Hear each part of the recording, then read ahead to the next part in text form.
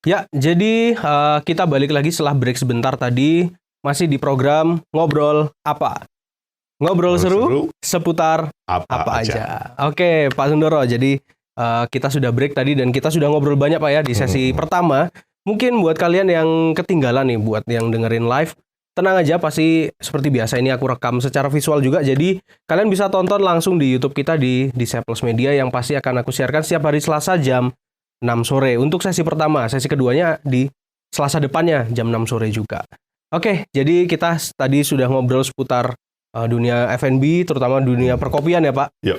Pak Sundoro juga sudah memperkenalkan diri dan pengalamannya. Oke, jadi menarik banget untuk ditonton sesi yang pertama. Dan kita berlanjut lagi Pak ke sesi yang kedua nih sekarang. Oke. Nah, biasanya kalau ngobrol apa itu sesi kedua biasanya poin-poinnya lebih meruncing lagi. Oke. Dan lebih dalam lah percakapannya. Oke Pak, nah ini Pak Sundoro sebagai orang yang sudah banyak di dunia bisnis nih, sudah bergelut banyak di dunia bisnis. Gimana sih Pak, mungkin ada saran nggak kalau misalkan kita mau membuka bisnis atau usaha itu paling efektif itu seperti apa? Ya, ini sebetulnya pertanyaan pertanyaan ini harus dilemparkan ke diri sendiri ya. Oh gitu. Dan harus jawab dengan jujur. Ya. Ini paling kunci. Pertanyaan ini tanya diri sendiri dan kita harus responnya itu jujur dengan pertanyaan itu. Lalu kita harus konsisten dengan motivasi dasar tadi. Oke. Ya, motivasi dasar bertanggung jawab pada Tuhan dan menjadi berkat bagi orang banyak. Maka apakah saya di situ ada pimpinan Tuhan? Tidak. Maka kalau Tuhan yang memimpin, saya tidak peduli. Saya tidak perlu khawatir, saya tidak perlu takut, walaupun ada kompetitor, maupun yang besar, kecil, tidak ada masalah, karena Tuhan pimpin. Kalau Tuhan pimpin, Tuhan sertai, apa kita harus takut? Betul. Kan begitu ya. Setuju. Yang kedua, pertanyaan yang harus kita tanyakan dalam diri dan kita jawab dengan jujur, apakah saya ada keahlian atau tidak di sana? Minimal keahlian yang dasar. Oke. Nah, keahlian ini tidak berhenti di situ dan tidak sendiri, tetapi ada passion tidak? Oke. Saya ada keahlian tapi saya nggak ada passion. Iya, mau basir. Betul. Kan gitu. Iya. Saya ada passion, tapi saya nggak ada keahlian. Ya kita mungkin malah nggak efektif, kita malah boros. Betul. Gitu, betul. Kita akhirnya buang-buang banyak resource. Betul.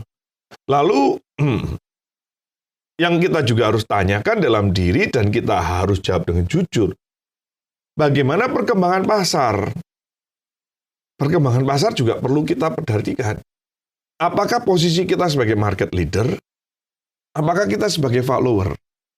Oke. Gitu ya. Kalau market leader, ya orang nggak usah, orang akan cari kita. Betul. Kan gitu. Kita buat apa orang cari? Kita cari botol minuman kan kita menyebut satu nama merek. Iya. Kan kita. Padahal mungkin mereknya banyak. Karena dia sudah market leader. Iya. Ya. Atau kita cuma follower sehingga kita muncul produk-produk yang baru dan lain sebagainya. Nah, itu kita harus pantau.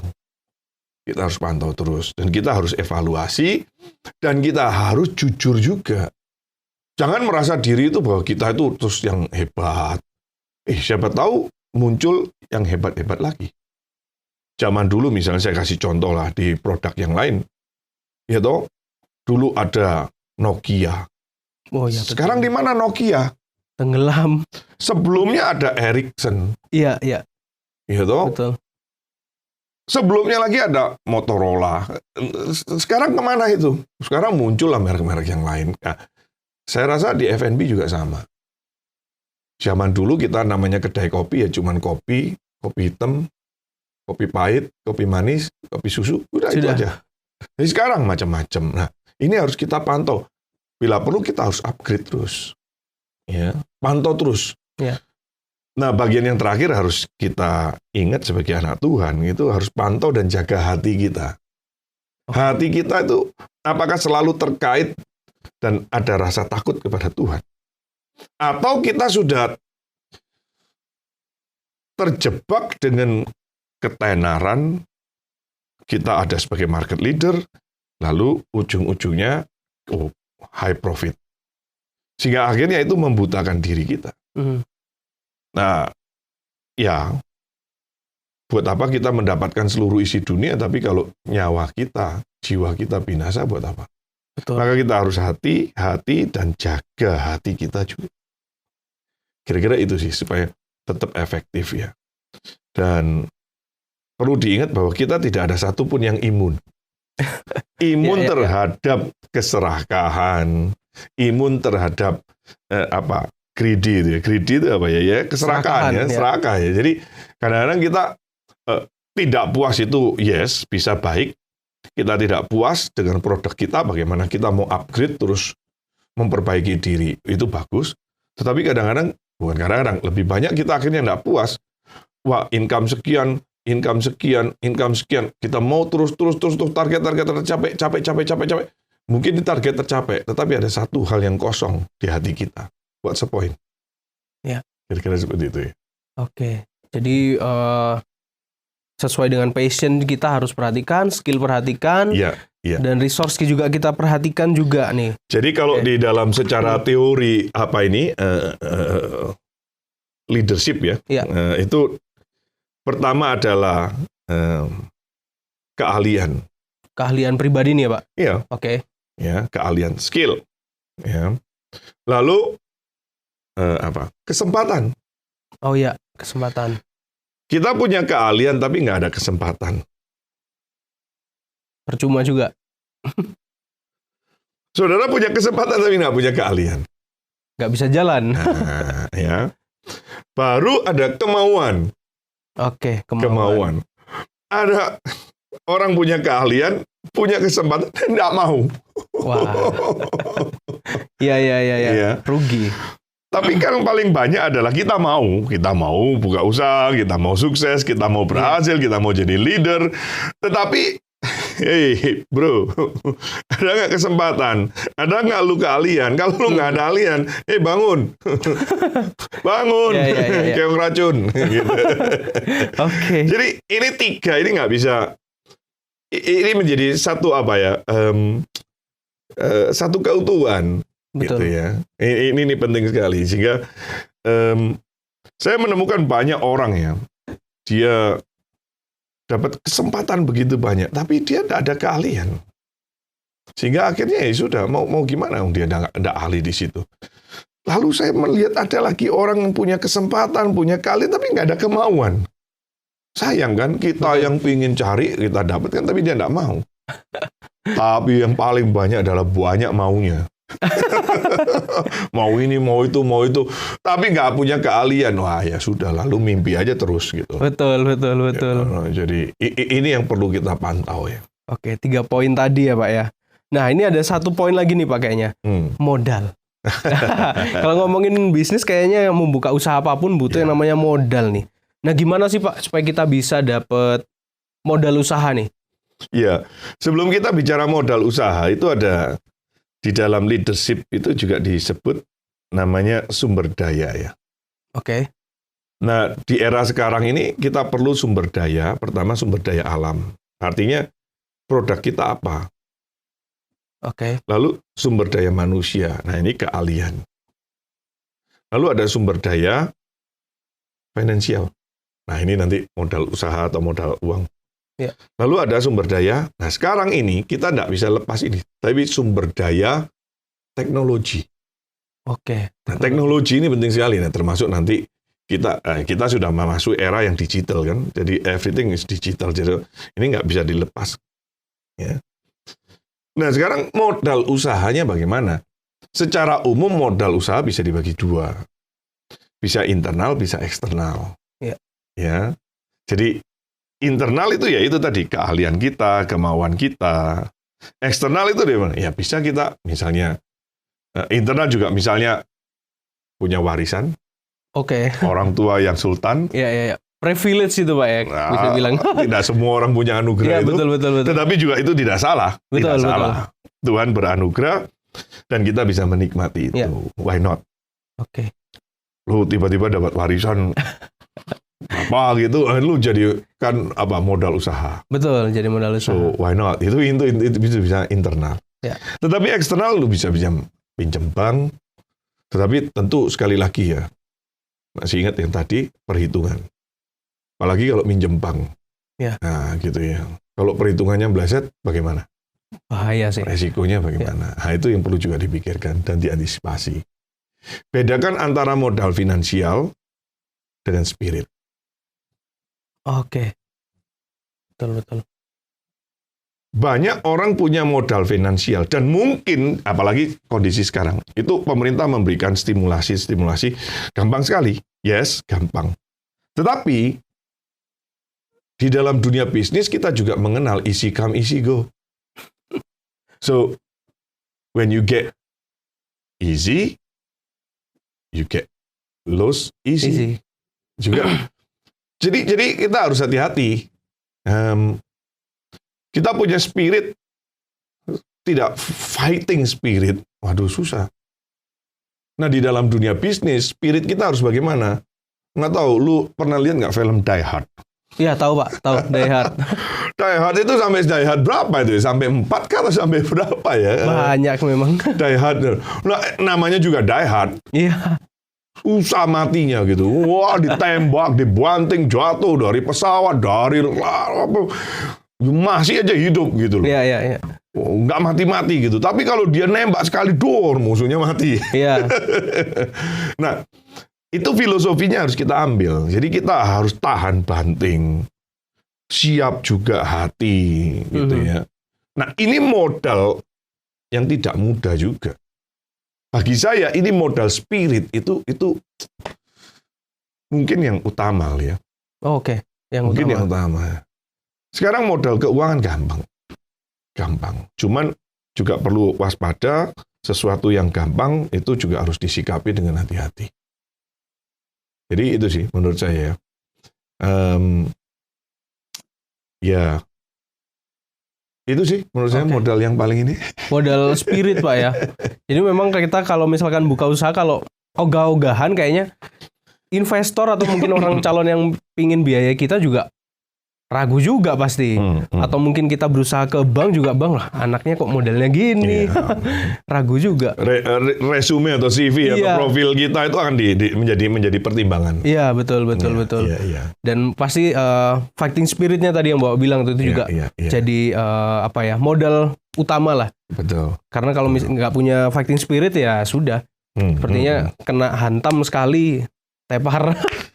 Dan bisnis kadang-kadang kita harus coba, gagal, coba. Ya cerita yang paling klasik KFC, Colonel Sanders. Ya. Dan masih banyak lagi ya orang-orang yang katakanlah mereka yang melewati masa-masa itu adalah bukan orang-orang yang yang mentalnya yang gampang nyerah gitu. Iya. Ya. Betul. Perlu keuletan, persistence. Ya. Persistence. Ya. Oke. Nah, ini ngobrol soal modal. Nah, ketika misalkan nih Pak, kita diizinkan Tuhan untuk usaha kita berdiri nih, usaha apapun lah ya. Nah, gimana sih Pak baiknya kita memanage dalam hal finansial dan juga manage people-nya nih, manage orang yang ada di bawahnya kita. Nah, ini kayaknya keahliannya Bapak nih. Iya, saya menggeluti konsultan sumber daya manusia yang tadi saya katakan ya berapa? 19 tahun ya sekitar sampai hari ini ya. 20 sekian tahun. 19 tahun betul Pak. 19 tahun ya. Begini, sejatinya yang namanya berhasil itu ukurannya kan relatif. Betul. Jadi berhasil, sukses is not end. Oke. Itu bukan tujuan, but is a process. Itu proses. Jadi itu saudara mau bilang, lu mau bilang, lu berhasil ya? Lu berhasil ukurannya siapa? Oh iya. Oh berhasil lu, omset lu sekian. Ada loh omset yang jauh lebih besar dari kita. Iya. Maka kalau kita dibandingkan itu kan Kak, ya nggak bisa gitu dong, lu mesti bandingin dengan tahun lalu. Tahun lalu juga situasinya nggak bisa sama. Betul. Apalagi kena pandemik ini, kita nggak bisa kan. Mau gimana ukuran tahun lalu. Tahun lalu juga kita masih PPKM. Iya. Gitu. Oh, masih sebenarnya. Maka yang harus, ini saya nggak tahu, lu pernah lihat nggak film Spider-Man? Ya, tahu Pak, Spider-Man. Dia ada satu kalimat gitu kan. With great power comes great responsibility. Oke. Nah ini kalimat itu sebetulnya bukan kalimatnya Spider-Man, itu kalimatnya seorang filosof Jerman sebetulnya, yang ada di abad pencerahan. Jadi dia mengatakan bahwa makin kita berhasil, makin kita tua, makin kita bertambah, maka jangan lupa tanggung jawab kita itu makin besar, tinggi. Ya. Maka kembali lagi ke motivasi dasar tadi. Kita bertanggung jawab kepada Tuhan. Maka tanggung jawab kita juga makin besar loh sama Tuhan. Betul. Maka Tuhan juga mengingat di mana hatimu, di mana hartamu, di situ hatimu. Maka kita harus jaga hati juga. Jangan sampai akhirnya tanggung jawab kita lupa. Betul.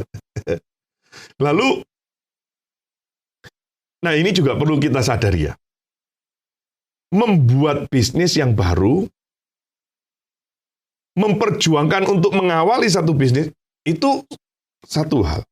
Ya. Tetapi untuk mempertahankan bisnis ini supaya bisa tetap, itu hal lain loh. Iya, betul. It's another thing. Nah, orang Indonesia banyak ya, misalnya saya kasih contoh yang secara umum, orang Indonesia itu banyak, suruh beli apa aja gampang, bisa. Tapi suruh merawat. Wah, iya betul. Kayaknya lebih susah. Nah, untuk perawatan kita kadang-kadang nggak mau keluarkan biaya. Jadi, demikian juga di dalam bisnis. Banyak orang buka, akhirnya juga banyak yang kolaps. Maka bagaimana mempertahankan, itu satu hal yang perlu satu kecermatan, kehati-hatian. Ini perlu seni, ya, perlu manajemen. Dan ini tidak mudah. Ketika hati kita berpaut kepada Tuhan, yuk in the safe zone.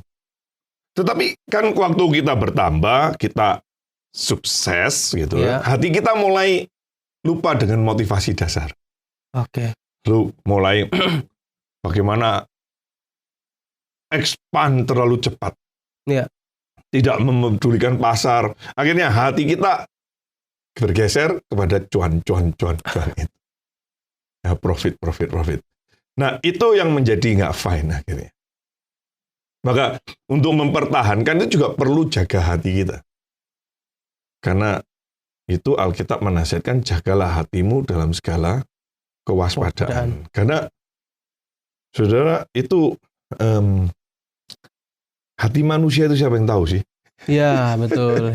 Hanya Tuhan yang tahu. Yeremia juga mengatakan, hati manusia itu siapa yang tahu, dan itu bisa menipu. Betul. Jadi, untuk mempertahankan, kalau sudah berhasil, ukurannya apa? Dari awal tidak sebesar ini, nah itu perlu satu kewaspadaan.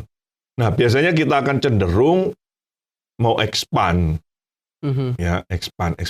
Saya memperhatikan ya, di dalam katakanlah 15 tahun terakhir, saya memperhatikan perusahaan-perusahaan, khususnya di Bali, karena saya hidup lebih banyak di Bali, itu mereka yang expand-nya terlalu cepat.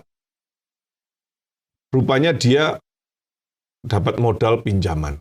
Akhirnya, satu hal, dua hal terjadi, tidak sesuai dengan perhitungan, terjerat dengan utang. Bankrupt.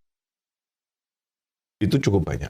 Nah, saya nggak bisa sebut nama, tetapi ada beberapa hotel, beberapa perusahaan, beberapa restoran seperti itu. Nah, ini sekarang ada satu restoran yang sangat fenomenal, di anak muda, itu expand-nya di mana-mana. Dan setiap kali dia buka gerai, pasti rame. Nah, saya juga sudah memperhatikan ini.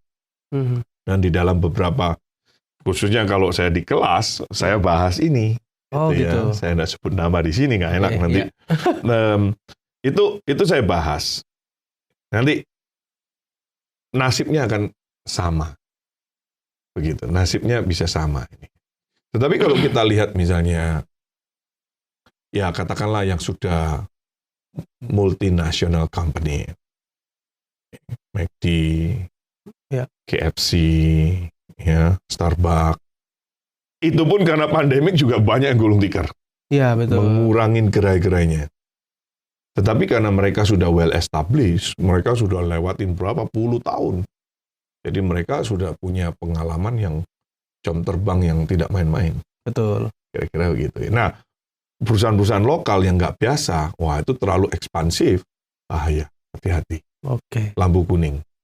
Gitu ya. Bagi anak muda, kalau ekspansif itu bagus. Berhasil. Tunggu dulu.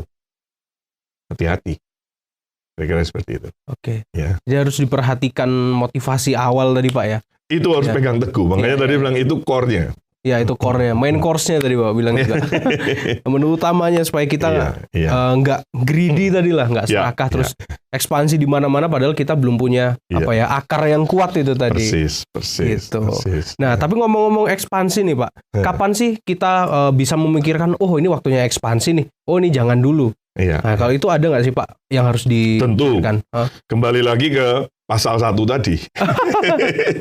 Ya motivasi dasar. Karena itu menjadi, kita nggak boleh lepas dari situ. Itu menjadi kontrol sistem kita.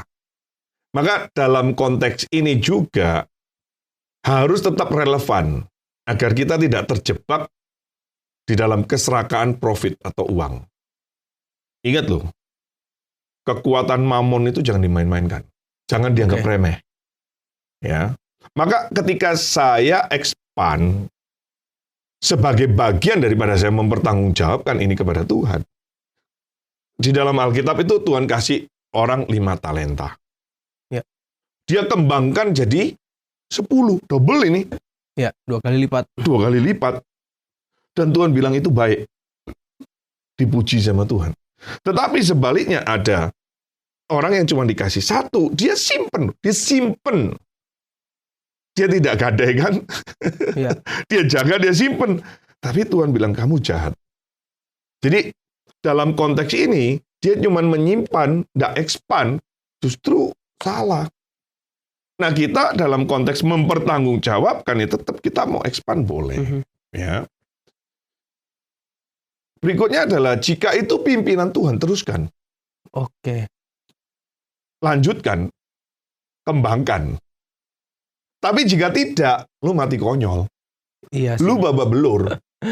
Nah persoalannya bagaimana Pak tahu pimpinan Tuhan? Ya iya, lu nggak pernah latihan pimpinan Tuhan.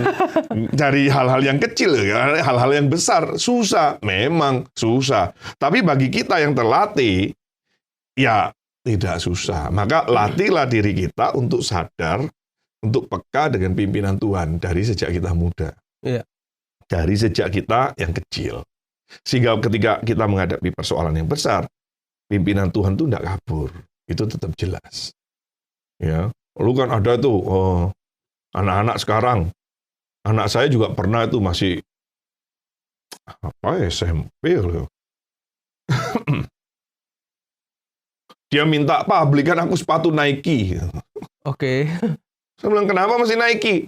Supaya bisa terbang kayak si ini, si itu gitu loh. Nah dia pikir dengan sepatu itu dia bisa terbang. Nggak bisa bro. Lu mesti latihan. Lu mesti intens. Lu mesti disiplin. Lu mesti melatih diri lu. Sehingga lu bisa terbang. Artinya terbang itu main basketnya gitu loh. Lu nggak bisa. Lu cuman minum susu aja lalu perut lu kotak-kotak gitu. Nggak mungkin lah. Impossible. Lu mesti latihan. Demikian juga untuk mengetahui pimpinan Tuhan. Itu perlu latihan. Tapi kalau pimpinan Tuhan nggak ke sana, lu nggak expand, babak belur. Lu mending berhenti. Oke. Nah, setiap pengembangan, selain tanggung jawab itu tadi, jangan lupa, aspek pengorbanan itu jangan dilabaikan.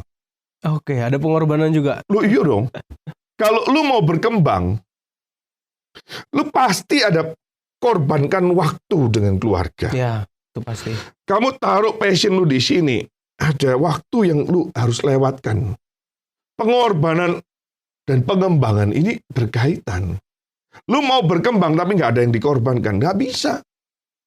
Lu mau berkembang, lu mesti korban waktu lu. Waktu waktu gaul sama anak-anak, waktu dugem, lu waktu sosialita, waktu keluarga, waktu melayani, waktu diri sendiri lu mungkin kurang, mungkin lu tidurnya kurang. Iya. Jadi nggak bisa, lu nggak bisa, mesti korban. Terus lu enak-enakan main game, lalu biarkan uangmu bekerja. Alah. Nggak bisa ya, Pak. Itu mimpi itu, nggak bisa. Biarkan uangmu bekerja, kamu bisa tinggal jalan-jalan. Alah, itu marketing itu.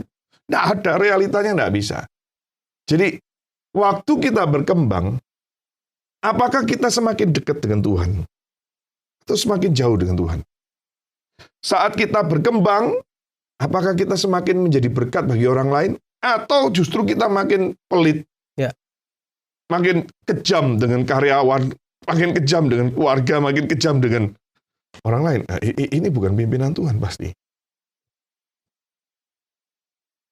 Apakah waktu kita berkembang, kita ambil bagian pekerjaan Tuhan lebih atau tidak? Ya. Jadi, saya melatih diri,